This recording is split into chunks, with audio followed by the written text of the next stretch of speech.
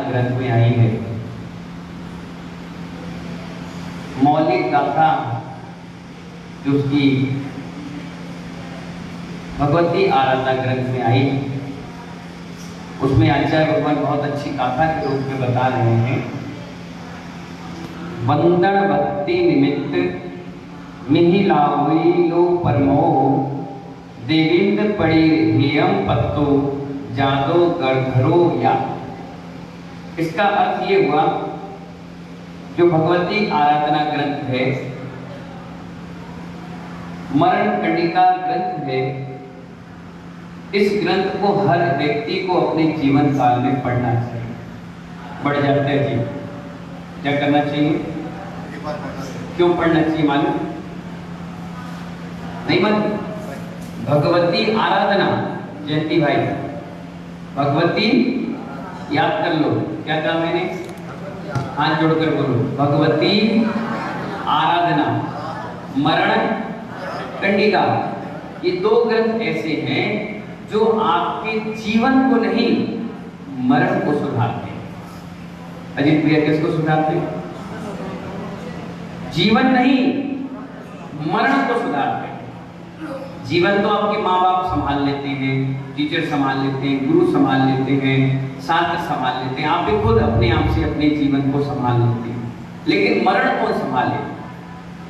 तो जिसने भी इस ग्रंथ का अध्ययन कर लिया है, वो फिर मिथ्या के चक्करों में नहीं पड़ता है। वो सम्यक सुख की प्राप्ति करके अनुपम सुख को, अनंत सुख को प्राप्त करने के लिए निकल पड़ता है। जो एक बार समाधि कराता है राकेश जी, जो एक बार समाधि संलेखना ले लेता है, यानी मुनि दीक्षा ले लेता है, निर्गत योगी बन जाता है और जबरदस्त साधना करता है, तो 3 भाव में, और जघन साधना करता है तो 8 और 7 भाव में नियम से निर्माण को प्राप्ति करता है। किसकी प्राप्ति करता है? निर्माण यानी मोक्ष की प्राप्ति। क्या कहा मैंने? मोक्ष की प्राप्ति। इसीलिए ये ग्रंथ हमें पढ़ना अनिवार्य बताया गया। हर साधु पढ़ता है, बिना उसके तो एंट्री ही नहीं है इस साधु जीवन में। आप इसको पढ़िए, समझाया गया, बताया गया, भक्ति के बारे में, विश्वास के बारे में, सम्यक के बारे में, और कहीं परिणाम विचलित हो जाए तो कैसे संभाले, ये भी चीज उसमें थी। झांसी में एक साधु समाधि संलेखना ले रहा, 70-80 साधुओं का सानिध्य, कितना पुण्य था। लेकिन रात के अचानक सेव खाने का मन कर गया। क्या? जोर से बोलो। जानते हो ना नमकीन? अब मारवाड़ी को जानते हो सब, रोटी जानते हो, दाल बाटी जानते हो, तो सेव भी जानते हो। तो सेव खाने का मन कर, अब वो शाम के 7-8 बजे बोले, महाराज हमें सेव खाना है। हमारे बोले, सुनो आत्मा, सुनो परमात्मा, हे महानुभाव, हे भगवान आत्मा, सेव लाओ बस। क्या कह रहे हैं भैया? सेव लाओ। महाराज ने समझाया, नहीं समझ में आया, उन्हें अपने बड़े सीनियर को बुलाया, आओ भाई संभालो। उन्हें सुनाया, नहीं सेव लाओ। पूरी रात चिल्लाते रहे, क्या? भाई विचलित मन है, इसी को तो संभालने का नाम संलेखना है, संभालने का नाम संलेखना। ठीक है, कहीं भी लेखन ना हो, ऐसी संलेखना। अब बार बार उससे मांगे और साधक उनको समझाए, साधु समझाए, वो मानने को तैयार है। कई वर्षों की साधना थी, सब ये सोचते थे से वो खिला देंगे तो पूरा नियम, व्रत नियम सब टूट जाएगा। क्या मतलब था? एक निर्यापक होते हैं साधुओं में, जिससे वो उनको संभालने के लिए आए और उन्होंने 4 बजे तक तो उनको संभाल लिया।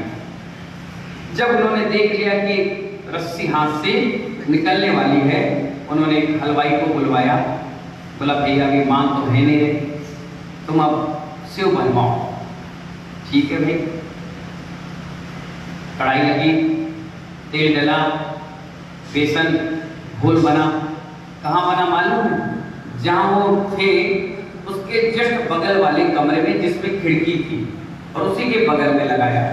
जैसे 4 बज गए, निर्यापकाचार्य ने कहा, पंकज भाई महाराज, ओ महाराज मैंने कहा हाँ। सेव खाना था?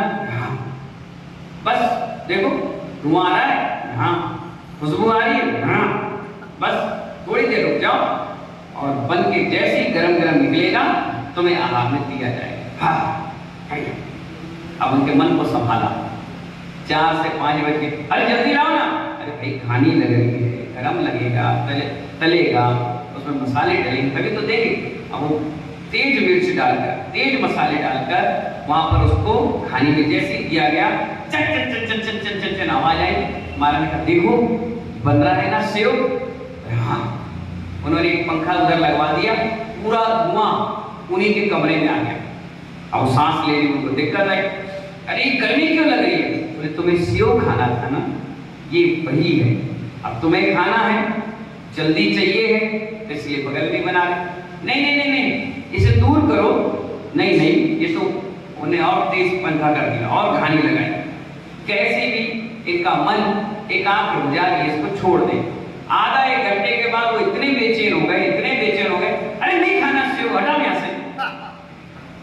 कहाँ शाम के 8 बजे से क्या कह रहे थे? बोलो। और 6 बजे तक क्या बोलने लगे? हटाओ हमें नहीं खाना। नहीं नहीं, ये आगे बस बन रहे, बस बिल्कुल आगे, बिल्कुल आगे।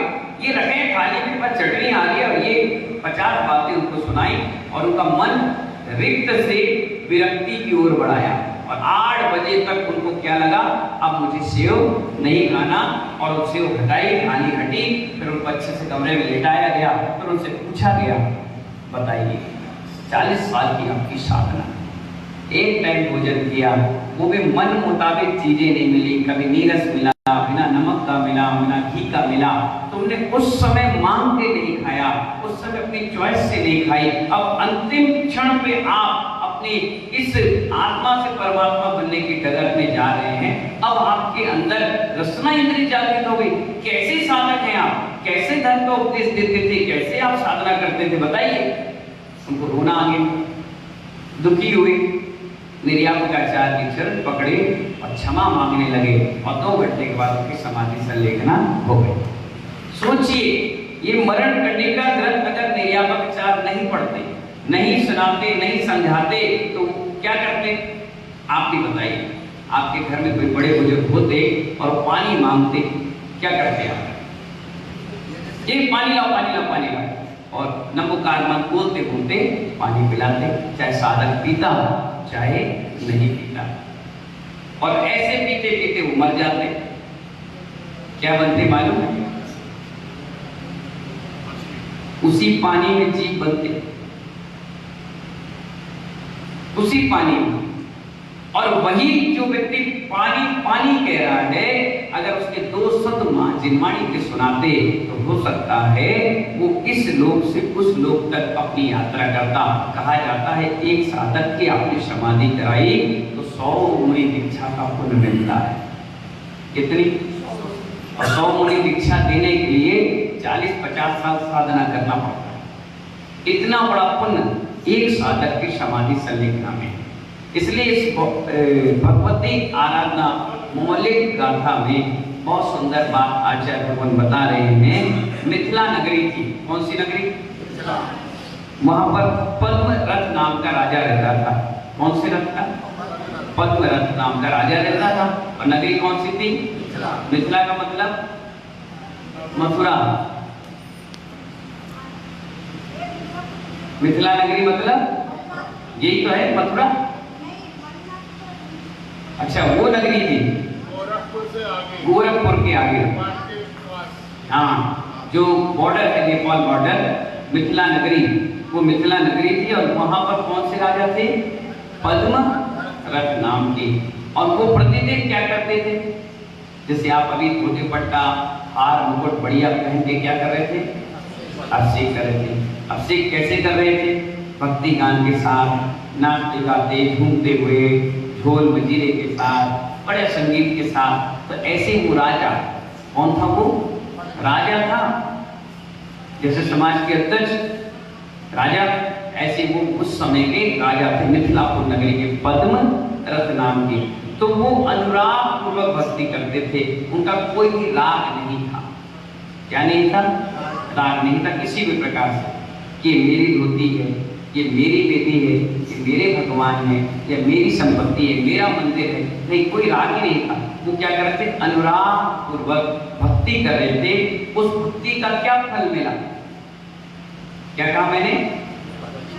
उस भक्ति का क्या फल मिला कि वो देवताओं के द्वारा पूजित होकर, किसके द्वारा? देवताओं के द्वारा पूजित होकर के वासुपूज भगवान के प्रथम गणधर जाकर बन गए। कितना बड़ा पुण्य मिला हमको। लोग कहते हैं ना, पूजा से होगा क्या, प्रसाद से होगा क्या, भक्ति करने से क्या होगा? मालूम है? बड़जत्रे जी 16 प्रकार की पूजा होती है। कितने प्रकार की? जोर से बोलो। 16। कोई अंधा है जिसकी आंखें नहीं है, अब वो पूजा नहीं कर पाएगा। बोलो, पूजा नहीं कर पाएगा क्या? किसी के हाथ नहीं है, वो भी पूजा नहीं कर पाएगा। जिसके कान नहीं है, सुनाई नहीं देता है, क्या वो भी पूजा नहीं कर पाएगा? जिसकी जुबान नहीं है, शब्द नहीं है, शब्द वर्णाएं समाप्त हो गई हैं, क्या वो भी पूजा नहीं कर पाएगा? किसी के हाथ पैर कुछ नहीं है, सिर्फ ये धड़ है, क्या वो भी पूजा नहीं कर पाएगा? नहीं, 16 प्रकार की पूजा में सारी पूजा है। अगर कोई झुनझुना बजा रहा है, क्या बजा रहा है? रवि जैन की आंखें नहीं थी, 60,000 भजन गाए। भजन गाना भी पूजा है। क्या है? जोर से बोलो। ये मत सोचना कि धोती पहने और 10-20 हजार की बोली लेने वाला ही पुजारी है। वह अहंकारी हो सकता है, उसके अंदर भाव खराब भी हो सकते हैं, लेकिन बाहर खड़ा एक व्यक्ति जो घंटा बजा रहा है, वो तुमसे ज्यादा पुण्य कमाते। आपने देखा होगा शांति धारे के बाद मैंने जय घोष लगाई, बहुत सारे भगवानों की लगाई, जो याद आते गए सबके नाम लेकर चला गया। कभी आपने सोचा विचार किया? जैन दर्शन है बड़ा मार्मिक दर्शन, बहुत गहराई वाला दर्शन। जिसने जो किया उसको उतना फल मिलेगा। अच्छा करो तो भी, अब बुरा करो। अब ये मत सोचो कि अच्छा किया तो मुझे ब्याज सहित मिले, अब बुरा किया तो माफ हो जाए। ये मोदी की सरकार नहीं है कि माफ कर दे, ना कांग्रेस की सरकार है साफ कर दे। ये भगवान की सरकार है, ना यहाँ माफ है ना यहाँ साफ है। अगर 1 रुपए लगाया है तो चक्रवर्ती की तरह 4 मिलेगा, और 1% भी पाप किया है तो 4% उसका भुगतान करना पड़ेगा। जय घोष लगाने की बात चल रही थी। अगर गेट पे खड़ा इंद्र है तो बोले इनका कोई मतलब नहीं है, कोई देखता भी नहीं होगा, कोई पूछता भी नहीं होगा, कोई कहता भी नहीं होगा इनसे, लेकिन जो भी समोसण में बैठते हैं उनके जो भगवान होते हैं उनके आगे लोकपाल और देखपाल नाम के देव होते हैं। कौन कौन से? आज उठकर बोलो। लोकपाल और देखपाल देव होते हैं। धर्म चक्र लेकर खड़े होते हैं, विमान स्तंभ के आसपास होते हैं। कोई पूरी व्यवस्था, जैसे आज के समय में इवेंट मैनेजमेंट चलता है, बॉडीगार्ड आ जाते हैं, इसी प्रकार देवी देवता होते हैं कि भगवान को कोई टच ना करे, कोई दिक्कत परेशानी ना करे, कोई गिर ना जाए, कोई अवहेलना ना करे। तो एक सिस्टम बनता है, उसको देख के लोग डर के मारे वहां नहीं जाते। बहुत शक्तिशाली पावरफुल होते हैं। अब क्या होता है, जैसे ही भगवान का समोसन लग गया वो गेट पे खड़े हो जाते हैं, और जैसे ही भगवान चलने लगते हैं, विहार करने लगते हैं, तो वो भी आगे आगे चलते हैं। और क्या बोलते हैं? जैसे महावीर भगवान का होगा तो क्या बोलेंगे? महावीर भगवान की जय हो। क्या कहेंगे? जोर से बोलो। आदिनाथ का होगा तो क्या कहेंगे? आदिनाथ भगवान की जय हो। और आगे आगे कंटक धूल रहित सिस्टम बनाते हुए चलेंगे और चलते चले जाएंगे। और भगवान 225 कमल, 225 स्वर्ण कमलों पर अपने पैर रखते हुए चलते चले जाएंगे, नीचे वो बनते चला जाएगा। अब क्या होगा? जो जयघोष लगाते हैं, तीर्थंकर का काल 72 वर्ष का था, किसी का 83-84 लाख वर्ष का था, किसी का 1 लाख था, किसी का 5 लाख था। जितनी आयु थी उतनी आयु में जितने भी लोकपाल देखपाल जिनकी आयु थी वो जय घोष लगा रहे थे। क्या लगा रहे थे?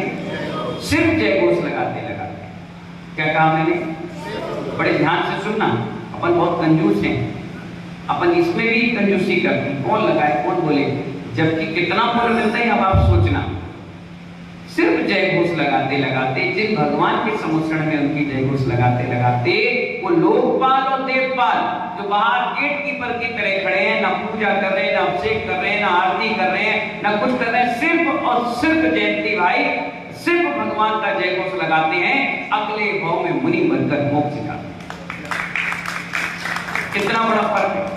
और हम क्या सोचते हैं, किसी ने कह दिया घंटा बजा, अरे मैं क्यों बजाऊं, ये बनाएगा माली, अच्छा अरे यार ताली बजाओ, पागल है क्या, हम क्यों बनाएंगे, ये बजाएंगे महिलाएं, अरे भैया एक बार झंझना बजा लो यार, झांझर बजा लो, ये तो गंधर्वों का काम है, हमारा थोड़ी ना है। नहीं मान पाओ। ये जिनके हाथ ना हो वो मुंह से बोलते हैं, जिनकी आंख ना हो वो कानों से सुनते हैं, जिनके कान ना हो वो पैरों से नाचते हैं। ये नाचना, ये गाना, ये बजाना, ये जय घोष करना, भगवान का गुणानुवाद करना, ये सब 16 प्रकार की पूजा में आता है। और ये भी वही पुण्य देता है जो द्रव्य चढ़ाने के बाद व्यक्ति हासिल करता है। क्या समझ में आया? अगर आपने भगवान का अभिषेक हो रहा है और कई घंटे बजाने लग गए, क्या बजाने लग गए, तो मालूम है कितना बड़ा पुण्य का बंध बनता है। सुस्वर नामक बंध बनता है। चांदी वाले बाबूजी क्या बनता है? सुस्वर, जैसा लता मंगेशकर, अलका याग्निक और कौन कौन है, कुमार सानू, उदित नारायण, सोनू निगम, इनके सुस्वर है ना, इन्होंने पिछले भाव में पक्के में क्या किया होगा, क्या किया होगा, क्या किया होगा बताओ? घंटा दान भी किया होगा और घंटा बजाया गया। आप देखिए मंदिर में अध्यक्ष की नहीं चलती होगी, माली की चलती, बजाता कौन है, चलेगी किसकी? वो जो कह देगा अम्मा जी को मानना पड़ेगा, अध्यक्ष जी को जो कह देगा अध्यक्ष जी को सुनना पड़ेगा, मंत्री को जो कह देगा कान में वही वो कल से फॉलो करता है। कितना बड़ा घंटा बजाना दान करने का फर्क है। और हम कहते घंटा क्यों बजाए? जिसके गले में दिक्कत हो, क्या हो, गले में बैठ गया, आवाज सिस्टम ही सही नहीं हो, वो बोले तो ऐसा लगे कि कोई पत्थर मार रहा हो, कर्कश हो, उसे खूब घंटा बजाना चाहिए। खूब मंदिरों में, नए नए मंदिर, पुराने मंदिरों में घंटे दान करना चाहिए, बस उसका प्रभाव आप अपने आप देख लेना।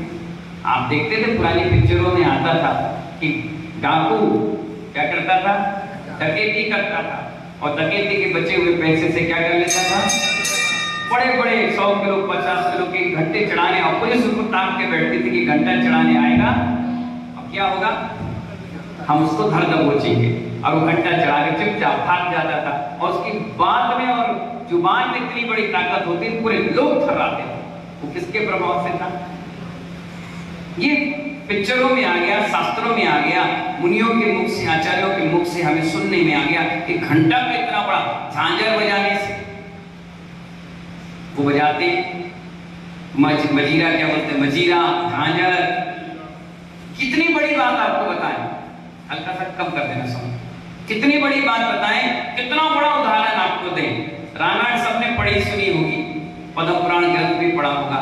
कितनी बड़ी बात, रावण बैठा कहां पर, शांतिनाथ भगवान के चरणों में।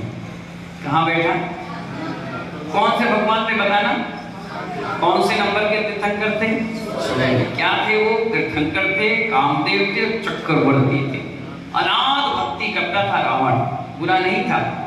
बैठा और क्या करने लगा, वीणा लिया, वीणा, उसमें लिखा क्या कि रावण गया और पहले भगवान की शांति धारा अभिषेक किया, लिखा था क्या कि जाकर के उसने जल चंदन अक्षत नैवेद्य चढ़ाया, कुछ नहीं लिखा, उसमें ये लिखा कि रावण आया और रावण ने वीणा उठाई और वीणा बजाने लग गया।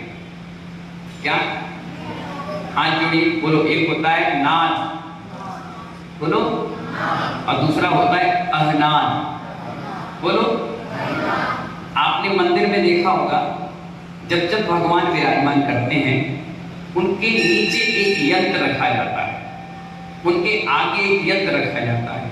वो यंत्र क्या होता है बताओ?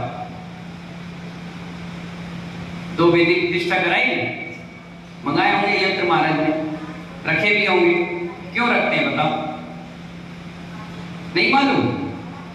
सुनिए, यंत्र में एक चिन्ह बना होता है, किसी में ऐसा होता है, किसी में यूं होता है, कोई यूं यूं होगा। वो क्या है मालूम है? नाद और अहनाद का प्रतीक है। क्या? लोग कहते हैं भगवान की भक्ति में संगीत की आवश्यकता नहीं, बंद बनता है, जबकि बिना संगीत के तो कोई काम ही नहीं होता है। आप पढ़ लीजिए पूरी पुस्तक। उदक चंदन कैसे पढ़ा जाता है? उदक चंदन तंडुल पुष्प कई। ये क्या है? संगीत है। आप पढ़ो सवैया छंद, बसंत का छंद, स्वरिया छंद, वीर रस, ये सारी पूजा की पुस्तकों में आप पढ़ो, सारे छंद हमारे यहाँ से ही उत्पत्ति हुई। इसी प्रकार जब जो साधक अपने ध्यान मग्न होकर के आत्मा की सिद्धि प्राप्त कर रहा होता है तो उसका भी नाद अहनाद, ये क्या कहते हैं, यहाँ से निकलता है, नाभि से नाद। और जैसे जैसे वो घूमेगा, निकल करके यहाँ से निकलेगा और परमात्मा बनेगा, जो चिन्ह बनेगा वही चिन्ह उस यंत्र में बनाया जाता है। किसमें बनाया जाता है? किसमें? किसमें बनाया जाता है? यंत्र में बनाया जाता है। और उसी को यंत्र को वहां पर प्रतीकात्मक रूप में लगा दिया जाता है कि ये नाद अहनाद है और ये भगवान की इस प्रकार से यहाँ से प्राण निकल कर गए हैं। इसीलिए हमारे जैन दर्शन में संगीत का बहुत महत्वपूर्ण स्थान दिया गया है। बिना संगीत के कोई काम ही नहीं। आपके पैर में कैसे थिरकेंगे? कैसे थिरकेंगे? जब यहाँ ढोलक की तान चलेगी, संगीत की म्यूजिक बजेगी और यहाँ पर पूरा सिस्टम लगेगा तो आपके पैर अपने आप थिरकने लगते हैं, आप अपने आप भक्ति करने लगते हैं। कई बार ऐसा भी होता है संगीत नहीं है तो लोग खुद गाने लग जाते हैं, खुद नाचने लग जाते हैं। कई बार देखो तीर्थ क्षेत्र पर आप पहुंचो, आरती का समय हो तो खुद ही जय बेटी मंगल यार नाचने लग जाए। कोई पता चला लोटे बजा रहा है, कोई कलसी बजा रहा है, कोई थाली बजा रहा है। कई बार आप देखना जहाँ व्यवस्था ना हो 10 लक्षण पर में लोग घुंघरू बांध करके नाचने लगते। वो रावण जो वीणा बजा रहा था, शास्त्र में लिख कर आया, बात चल रही थी कि वीणा बजाते बजाते इतनी भक्ति में उतर चुका, इतनी भक्ति से उतर चुका कि वो भूल गया कि वीणा के तार टूट गए हैं और नस को निकाल कर बांध गया और इतनी अलाप भक्ति करने मात्र से उसे सम्यक दर्शन की प्राप्ति हुई और जाकर अगली घात के खंड में भगवान तीर्थंकर बन जाएगा रावण का जी। सोच लीजिए, भक्ति बंद नहीं कराती, निर्बंध कराती। क्या कराती? आगे ले जाती। इसीलिए हमारे यहाँ कहा गया आचार्यों ने कि सम्यक से अनुपम सुख की प्राप्ति होती है। ये सम्यक भक्ति, सच्ची भक्ति है। जो सच्ची भक्ति आराधना करता है तो तीर्थंकर जैसे पद को प्राप्त करता है, गणधर जैसे पद को मिलते हैं, अगले भाव में मुनि बनकर मोक्ष जाने के लिए हमें रास्ते मिलते हैं। किस कारण से? सिर्फ भक्ति करने। और इस पंचम काल में अगर तुम्हें कोई निकाल पाता है तो भगवान की अनुराग पूर्वक भक्ति। आप कहते हो हम करते तो है भक्ति, नहीं, आप करते नहीं, आप दिखाते हैं। ढंग है ही नहीं, ढोंग है। ढंग की होती तो आप मुझसे कहते नहीं कि मैं भक्ति करता हूं। फूल ये नहीं कहता मैं गुलाब हूं। क्या कहा? फूल ये नहीं कहता मैं गुलाब हूं। बोलो ना, फूल ये नहीं कहता मैं गुलाब हूं। फूल ये नहीं कहता मैं गुलाब हूं। उसकी खुशबू बताती है मैं लाजवाब। भक्ति करने वाला कभी नहीं कहेगा कि मैंने भक्ति करी, मैंने भगवान के अनुराग पूर्वक आनंद लिया, कभी नहीं कहता। उसका चेहरा बताता है, उसके हाव भाव बताते हैं, उसकी हर क्रिया बताती है कि हाँ इसने आज भक्ति करके आई। आप यहाँ भक्ति करते हो, वह क्रांति मचाते हो।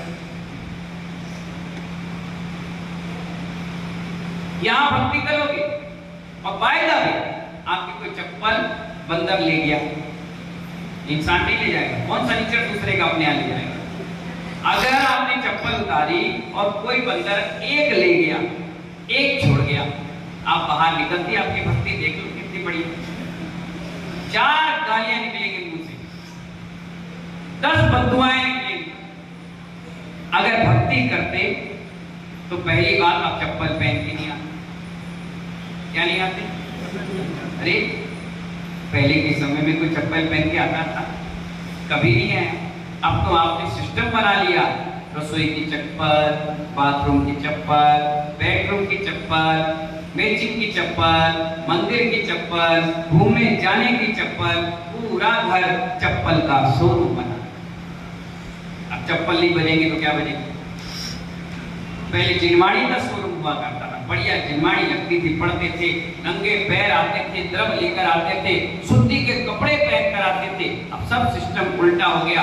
अशुद्धि से मंदिर में आते, वही बाल्टी मिलती है, मग्गा मिलता है, साबुन मिलता है, तौलिया मिलती है, धोती मिलती है, द्रव मिलती है, बढ़िया पंखा, कूलर, एसी, सारी व्यवस्था मिल गई है। अब लगा क्या तुम्हारा? ये तो सिर्फ स्वार्थ भक्ति है, निस्वार्थ का। अपना आसन लेके आता था व्यक्ति, अब तो कहता है मंदिर में भी मुद्दे रखो, बढ़िया से कुर्सी रखो, हमें दिक्कत है, परेशानी है। पहले जितने लोग थे सब जमीन में, देखो अम्मा जमीन में बैठ के पूजा करती थी, आज के समय में क्यों नहीं है? कहीं ना कहीं हमारी भक्ति में खोट है, कहीं ना कहीं कमी है। इस कारण से हमारी भक्ति अधूरी रह गई। बताइए, पूजा करने वाला जिस शब्द से उसके भगवान के नाम निकले, अगर चप्पल चली गई तो क्या सोचता मालूम? शायद मुझसे ज्यादा जरूरत इस व्यक्ति को होगी। कोई बात, ले जाओ। घर गया और पता चला बहू थी और बस बहू से लड़ गई सास, तो भक्ति कहाँ चली गई? डस्टबिन में। अब आ जाओ क्रांति की भक्ति। एक दूसरे के बाल नोच रहे, एक दूसरे को खाना नहीं दे रहे, एक दूसरे से बातचीत बंद हो गई, घमासान लगा और बाहर निकल के आई तो पूरी पड़ोसी ने सुनी और दो देखने वाले बच्चे कह रहे हैं, आज अम्मा को क्या हो गया, आज अम्मा को क्या हो गया, आज हमारी माता जी को क्या होगा, आज हमारे पिताजी को क्या हो गया। यहाँ तो कसाई दबा के चले, वहां कसाई उलट गया। कहां गई आपकी भक्ति? रामचंद्र जी बनो ना। सीता का हरण हो गया। सीता रावण के उस वन में जाकर बैठी, दुखी खुद है, परेशान खुद है, हैरान खुद है, फिर भी बाली सुग्रीव की क्या करा रहे? मित्रता करा रहे। कोई दुखी मिल रहा है उसकी सेवा कर रहे, जटायु घायल मिला उसे नमोकार मंत्र पढ़ाकर अंतिम संस्कार कर रहे। अगर आप भी कहीं गाड़ी से जा रहे होते और बीच में मंदिर पड़ जाए तो तुम्हारा सिर नहीं झुकता, क्या भक्ति करोगे? क्या स्वाध्याय करोगे तुम? नगर में साधु आ जाए, टाइम नहीं, वैसे समय शिखर में अर्घ चढ़ाने जाए, सोनागिर में आहार देने जाए, और नगर में साधु आए तो अरे गर्मी बहुत, अरे बहू को आना नहीं, अरे भाई कौन हटाए टेबल कुर्सी, अरे मंदिर में ही चौका लगा लूंगा, अपन को कुछ नहीं, पूछना और जाना है। क्या सिस्टम, क्या भक्ति है? भक्ति ये तो सिर्फ टाइम पास है, लोगों को दिखाने के लिए कि हम बड़े धार्मिक हैं, हम बड़े अच्छे पुण्यात्मा जीव हैं, हम बहुत बड़े शिष्ट हैं। अगर देखा जाए तो जीरो बटे सन्नाटा, कुछ भी नहीं। और इसीलिए आपसे ज्यादा आपके नौकर की पूछ होती, आपके एम्प्लॉय की पूछ होती है, आपके अगल बगल पड़ोसियों की पूछ होती है। आपको कोई पूछता नहीं, क्योंकि आपका पुण्य क्षीण हो गया है, और जितना पुण्य होता है उससे ज्यादा तुम्हें मिल भी नहीं सकता। इसलिए यहाँ पर आचार्य भगवान कहते हैं कि वो भक्ति बंध का कारण नहीं है, निर्बंध का कारण है। धवला जी जैसे महान ग्रंथों में लिखा हुआ है, जैसे हवाएं चलने से बादल छितिर-बितिर हो जाते। क्या हो जाते? हवा चली बादल से, और बादल में हवा लगी तो सीधे क्या हो गए? बादल इधर उधर भटक गए। वैसे ही देव दर्शन से सारे विघ्न दूर भाग जाते। क्या हो जाते हैं? हम लोग जब घर में थे तो ऐसी तार गली जैसी गली थी, और ऐसी मोहल्ला था जहाँ 20-25 परिवार चैन रहते थे। हमें कोई कहता था कि जाओ बिस्किट ले आओ, हमें कोई कहता था जाओ चॉकलेट ले आओ, हमें कोई कहता था जाओ चावल ले आओ, गेहूं ले आओ, तो हम रात के अंधेरे में जाते नहीं। क्यों? हमें डर लगता कि कोई हमें पकड़ ना ले, कोई भूत होगा, कोई बिल्ली होगी, कोई कुत्ता होगा, डरते थे। और अचानक उस गली से हम निकले और कोई देर कर दे तो कोई बाथरूम उमर हो जाए, डर के मारे भाग जाए, अंदर से कीक निकले, हम नहीं आएंगे, कोई चले साथ, या कोई जाएगा तो उसके हाथ पैर पकड़ के साथ में जाए, और या फिर जाए भी तो जोर जोर से चिल्ला के जाते थे कि कोई है नहीं, अपन को डर नहीं लगे। लेकिन महानुभाव अब अकेले पड़े रहते हैं मंदिर, यहाँ से तुम ले जाओगे अहमदपुर, पता चला बीच जंगल में छोड़ाओगे, आप अपने घर आ जाओगे, हम अकेले दोनों महाराज तीनों महाराज पड़े हैं, कोई पूछ नहीं रहा, कोई देख नहीं रहा, रात भर, और बिल्कुल निश्चित होकर सो जाते हैं। क्यों? क्योंकि हमने देव दर्शन किए ना, इसलिए देव दर्शन में इतनी बड़ी ताकत आ गई कि हमें अब कोई भी देवी देवता परेशान नहीं करेंगे। सब में आ गया, सच्ची श्रद्धा आ गई, भक्ति आ गई, अकेले पड़े, मृत्यु से बड़ा तो कोई शब्द नहीं हो सकता, मृत्यु से बड़ी कोई आपत्ति और विपत्ति नहीं हो सकती। अंदर से इतना आत्मविश्वास जाग गया कि अब हिंदुस्तान के किसी कोने में भी नग्न विचरण कर लेते हैं। क्यों? क्योंकि देव दर्शन करने से सारे विघ्न पंकज भाई भाग गए। ये विघ्न थे जो बचपन में विघ्न थे, ये सब भाग गए। अंदर से इंटरनल पावर, आत्मविश्वास जाग गया, इसलिए अब कोई विघ्न बाधा हमारे सामने टिक नहीं पाती, सारी विघ्न बाधा भाग गई।